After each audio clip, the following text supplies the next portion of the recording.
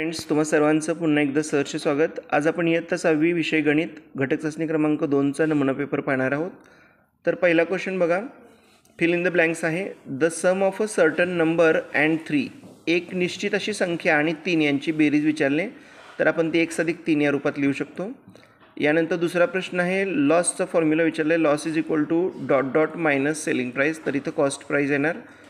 इथं तुम्ही प्रॉफिटचं सूत्रसुद्धा व्यवस्थित करून ठेवा, दोन्हीपैकी एक कंपल्सरी येईलच. तिसरा क्वेश्चन बघा, टी अधिक 5 बरोबर 8 आहेत, तर टीची किंमत किती असणार? तर टीची किंमत ही 3 असणार आहे. यानंतर 3:2 हे जे प्रपोर्शन आहे ते कसं वाचलं जातं? तर 3:2. 3:2 म्हणजे पर्याय क्रमांक 3 आहे बघा. यानंतर मॅच द पेयर्स आहेत. y - 5 बरोबर 1 आहे, म्हणजे y - 5 इज इक्वल टू 1. तर -5 तिकडे गेलं +5 होणार. 1 + 5 6, म्हणजे आन्सर हे बी येणार आहे. 1चं उत्तर बी आहे बघा. त्यानंतर 4x बरोबर 52 आहेत. 4 आणि x मध्ये गुणाकार आहे, तर गुणाकारातले 4 भागाकारात गेल्यावर 52/4 म्हणजे 13 उत्तर आणतील. तर पर्याय क्रमांक ए येईल 2साठी. त्यानंतर तिसरा बघा, p अधिक 4 बरोबर -1 आहे, तर -4 तिकडे गेल्यावर -4 होतील. -4 आणि -1 -5 होतील, म्हणजे पर्याय क्रमांक 3साठी डी उत्तर आहे. आणि शेवटी p/4 बरोबर 9 असताना 4 हे भागाकारात आहेत, तर 4 गुणाकारात जातील. 9×36 होतील आणि पर्याय क्रमांक येईल सी. यानंतर बघा, 63 आणि 49 या संख्यांचा रेशो विचारला आहे. First number two the second, म्हणून फर्स्ट नंबर अंशातला यायचा, सेकंड छेदातला यायचा. 63 आणि 49 याला सामायिक संख्येनं भागायचं आहे. 63/7, 49/7, कारण दोन्ही संख्या 7ने विभाज्य आहेत. तर भाग घातल्यानंतर 9/7 आलं, म्हणजेच 9/7, म्हणजे द रेशो इज ऑफ 9:7. यानंतर पुढील सम बघा, if 20 meters of cloth cost ₹3,600, find the cost of 16 meter of cloth. तर 20 मीटर कापडाची किंमत 3600 आहे, म्हणजे 1 मीटर कापडाची आधी काढून घ्या भागाकार करून. भागाकार केल्यानंतर तुम्हाला लक्षात येईल की the cost of 1 meter of cloth is equal to 360 divided by 20, म्हणजेच ₹180. आता कॉस्ट ऑफ 16 मीटर्स यासाठी आपल्याला 16ने त्याला मल्टिप्लाय करायला लागेल, गुणावं लागेल. 180 गुणिले 16, तर 2880, म्हणजे ₹2880 येतील 16 मीटर कापडाची किंमत. त्यानंतर Reema has 24 notebooks and 18 books. रीमाजवळ 24 वह्या आणि 18 पुस्तकं आहेत.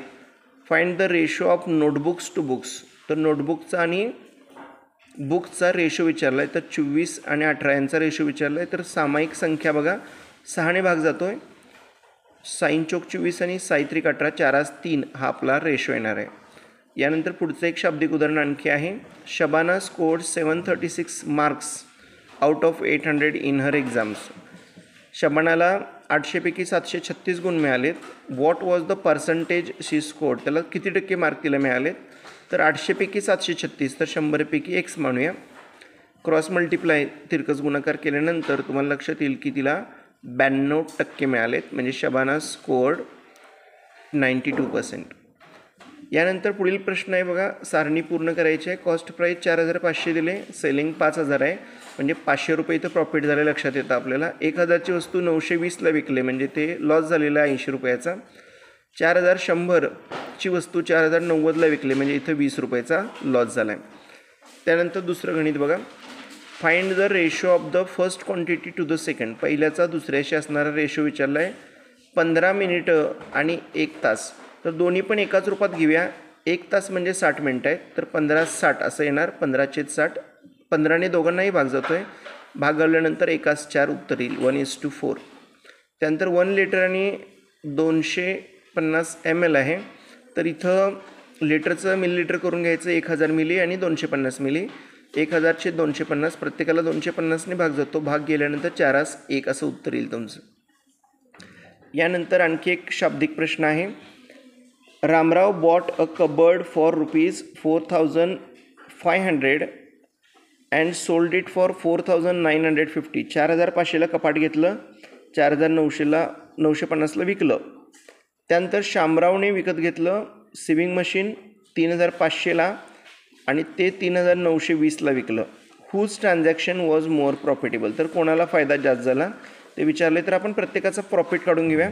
तर रामरावच प्रॉफिट बघा, S P minus C P म्हणजे त्याला जवळजवळ 450 रुपयाचा फायदा झालेला आहे.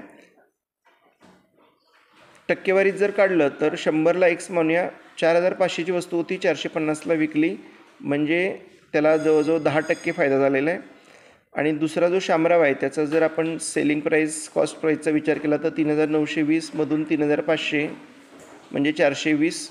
प्रॉफिट ऑफ सेविंग मशीन कसं काढायचं तर 100ला वाय पकडूया प्रॉफिट त्याचा, आणि 3500ला 420 होतं, म्हणजे टोटल 12% त्याला प्रॉफिट झालेलं आहे. दिसत जरी प्रॉफिट कमी असलं तरी पर्सेंटेज प्रॉफिट आपल्याला शामरावला जास्त झालेलं आहे. आता ह्या प्रश्नामध्ये फक्त प्रॉफिटेबल व्यवसाय विचारला आहे, त्याच्यामुळे तुम्ही पर्सेंटेज काढून एकदा कम्पेअर करा आणि विदाऊट पर्सेंटेज एकदा कम्पेअर करा, मग तुम्हाला एक्झॅक्ट प्रॉफिट लक्षात येईल. तर सरळ प्रॉफिटचा विचार केला तर रामरावला प्रॉफिट झालेला आहे, आणि जर पर्सेंटेज प्रॉफिटचा विचार केला तर शामरावला या व्यवहारात फायदा झालेला आहे. तर अशा प्रकारे आपला हा व्हिडिओ कंप्लीट झालेला आहे. काही शंका असेल तर कमेंट बॉक्समध्ये नक्की विचारा. व्हिडिओ आवडला तर शेअर, लाईक, सबस्क्राईब करा. धन्यवाद.